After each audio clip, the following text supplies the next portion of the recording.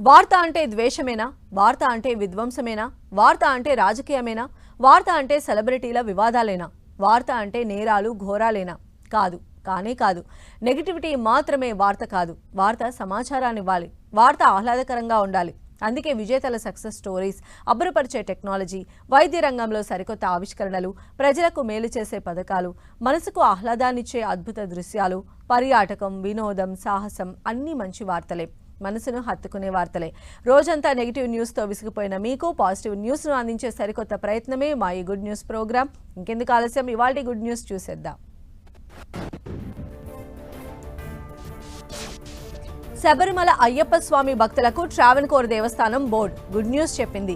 శబరిమలలో మార్చి 14 నుంచి కొత్త దర్శన విధానం అమల్లోకి రానుంది.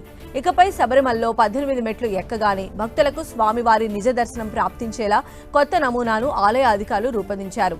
అయ్యప్ప స్వామి భక్తులు 18 మెట్లు ఎక్కగానే నేరుగా సన్నిధానంలోకి అనుమతించేలా నిబంధనలను మార్చారు. శబరిమల ఆలయ అభివృద్ధిలో భాగంగా అధికారులు నూతన డిజైన్ రూపొందించారు. ఇందులో భాగంగా సన్నిధానం చుట్టూ ఉన్న ఫ్లైఓవర్ను తొలగించనున్నారు. దీంతో ఇకపై ఇరుముడితో వెళ్లే భక్తులు పవిత్రమైన 18 మెట్లు ఎక్కగానే స్వామి సన్నిధిలోకి అనుమతిస్తారు.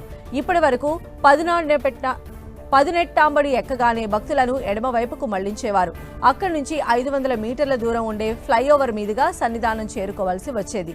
ఇప్పుడు ఈ వంతెను తొలగించనుండటంతో మెట్లు ఎక్కగానే స్వామిని దర్శనం చేసుకోవచ్చు. మార్చి 14న మీనమాస పూజల కోసం అయ్యప్ప ఆలయాన్ని తెరవనున్నారు.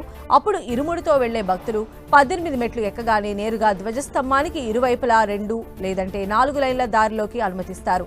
అక్కడి నుంచి నేరుగా బలికల్పురా మీదుగా ఎదురుగా ఉండే అయ్యప్ప సన్నిధికి చేరుకోవచ్చు. ప్రస్తుతం ఫ్లైఓవర్ దిగాక అయ్యప్ప సన్నిధి ఎడమవైపు నుంచి దర్శనానికి అనుమతించేవారు. దీనివల్ల సన్నిధానానికి ఎదురుగా వచ్చినప్పుడు మాత్రమే 2-3 సెకన్ల పాటు స్వామి దర్శనం లభించేది. రద్దీ ఎక్కువగా ఉన్న సమయంలో స్వామి దర్శనం ఆ మాత్రం కూడా దక్కేది కాదు. తాజా డిజైన్తో కణిక్క వంచి నుంచి వెళ్తే 30 సెకన్ల నుంచి నిమిషం పాటు అయ్యప్పను దర్శించుకునే అవకాశం లభిస్తుంది. శబరిమలలో ప్రస్తుతం కుంభమాస పూజలు జరుగుతున్నాయి. ఈ నెల 21 వరకు ఆలయం తెరిచే ఉంటుంది. భక్తుల రద్దీని నియంత్రించేందుకు 1989లో ఏర్పాటు చేసిన బ్రిడ్జిని తొలగించే పనులు ఇవాల్టి నుంచి ప్రారంభం కానున్నాయి. హైదరాబాద్ వాసులకు good news. Outer ring road లోపల ఉన్న కోర్ అర్బన్ ఏరియాను అంతర్జాతీయ స్థాయి ప్రమాణాలతో అభివృద్ధి చేసేందుకు, నగర వాసులకు మెరుగైన మౌలిక సదుపాయాలు కల్పించేందుకు ప్రణాళికాబద్ధంగా ముందుకు వెళ్లాలని సీఎం రేవంత్ రెడ్డి సూచించారు. ఇందుకు సంబంధించి ఇప్పటికే పైలట్ ప్రాజెక్టుగా చేపట్టిన డ్రోన్ సర్వేను కోర్ అర్బన్ ఏరియా మొత్తం నిర్వహించాలని అధికారులకు సూచించారు. హైదరాబాద్లో గృహాలు, మంచినీటి సరఫరా, విద్యుత్ సౌకర్యం, మురుగునీటి వ్యవస్థకు సంబంధించి పూర్తి వివరాలను సేకరించాలని రేవంత్ రెడ్డి సూచించారు. తద్వారా నగరంలో నివాస ప్రాంతాలకు మౌలిక సదుపాయాల విషయంలో అవసరాలకు తగిన విధంగా ఎలాంటి అంతరాయం లేకుండా ఏర్పాటు చేసే వీలుంటుందని ఆయన అభిప్రాయపడ్డారు. నగరంలో ట్రాఫిక్ నియంత్రణకు అవసరమైతే గూగుల్ సాంకేతిక సహకారాన్ని తీసుకుని ట్రాఫిక్ ఇబ్బందులు లేకుండా చూడాలన్నారు. చెరువుల పునరుద్ధరణ, నాలాల విస్తరణకు ప్రణాళికలు రూపొందించాలని ఆయన సూచించారు. ట్రాఫిక్ ఎక్కువగా ఉండే ప్రధానమైన 7 కూడళ్లలో ఫ్లైఓవర్ నిర్మాణాలు చేపట్టేందుకు సీఎం గ్రీన్ సిగ్నల్ ఇచ్చారు. త్వరలోనే వీటికి టెండర్లు పిలవాలని రేవంత్ రెడ్డి ఆదేశించారు. భూసేకరణ, ఇతర పనులను పూర్తి చేసి వీలైనంత త్వరగా టెండర్లు పిలవాలని అధికారులకు సీఎం సూచించారు. తెలంగాణలోని అన్ని ఆలయాల కన్నా వేములవాడ రాజన్న ధనవంతుల స్థానంలో మొదటి స్థానంలో ఉన్నారు. 97 కిలోల బంగారంతో రాజన్న రాష్ట్రంలోనే మొట్టమొదటి స్థానాన్ని దక్కించుకున్నారు. 67 కిలోల బంగారంతో రెండవ స్థానాన్ని భద్రాచలం రామయ్య, 61 కిలోల బంగారంతో మూడవ స్థానంలో యాదగిరిగుట్ట లక్ష్మీ నరసింహస్వామి నిలిచారు. రాష్ట్రంలోని మిగతా ఆలయాల కన్నా ఈ దేవుళ్లు అత్యంత ధనవంతులుగా పేరు గడించారు. దీంతో పాటు భక్తులు అత్యధికంగా దర్శించుకునే ఆలయాల్లోనూ ఈ 3 ఆలయాలే ముందంజలో ఉన్నాయి. తెలంగాణలోని ప్రముఖ ఆలయాలైన యాదగిరిగుట్ట, భద్రాచలం, వేములవాడతో పాటు మిగతా ఆలయాలకు సంబంధించిన బంగారు విరాళాలతో ఆలయాల అభివృద్ధిని చేపట్టాలని దేవాదాయ శాఖ భావిస్తోంది. అందులో భాగంగా ఏ ఆలయానికి ఎంత బంగారం ఉంది, ఆ బంగారం వల్ల ఆలయాల అభివృద్ధికి ఎంత మేలు జరుగుతుంది, దాంతో ఎలా అభివృద్ధి చేయవచ్చన్న దానిపై అధికారులు ప్రణాళికలు రూపొందిస్తున్నారు. మొత్తంగా రాష్ట్రంలోని అన్ని ఆలయాల వద్ద 1048 కేజీల బంగారం ఉన్నట్లు దేవాదాయ శాఖ అధికారులు గణాంకాలు స్పష్టం చేస్తున్నాయి. ఆలయాలకు చెందిన బంగారం స్థానికంగా ఉన్న బ్యాంకుల్లోని లాకర్లలో భద్రపరిచారు. అయితే చాలా ఏళ్లుగా ఇలా లాకర్లలో బంగారం మూలుగుతోంది.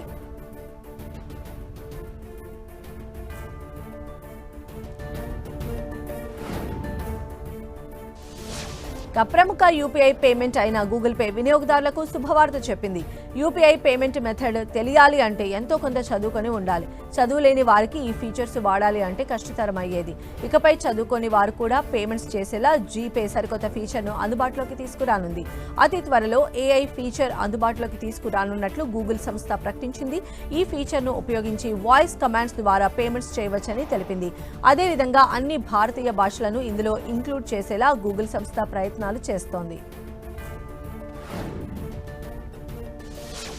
రిలయన్స్ ఫౌండేషన్ చైర్పర్సన్ వ్యవస్థాపకురాలు నీతా అంబానీకి అమెరికా నుంచి అరుదైన గౌరవం దక్కింది. దాతృత్వం, సామాజిక సేవా కార్యక్రమాలతో పాటు గ్లోబల్ చేంజ్ మేకర్గా అందిస్తున్న సేవలకు గుర్తింపుగా మసాచ్యూసెట్స్ రాష్ట్ర ప్రభుత్వం ప్రతిష్టాత్మక గవర్నర్ ప్రశంసాపత్రాన్ని అందించింది. ఈ ప్రశంసాపత్రాన్ని నీతా అంబానీకి బోస్టన్లో జరిగిన ఓ కార్యక్రమం సందర్భంగా మసాచ్యూసెట్స్ గవర్నర్ మౌరా హిలీ అందించారు. నీతా అంబానీ గొప్ప వితరణశీలిగానే కాకుండా దార్శనిక లీడర్గా, గ్లోబల్ గేమ్ చేంజర్గా ఉన్నారు. భారత్ సహా ప్రపంచ వ్యాప్తంగా లక్షలాది మందికి విద్య, ఆరోగ్య, కళలు, సంస్కృతి, క్రీడల కోసం ఆమె సేవలు ప్రశంసనీయం. వివిధ విభాగాల్లో ఆమె అందించిన సేవలను గుర్తించి ప్రశంసాపత్రం అందించినట్లు అధికారులు పేర్కొన్నారు.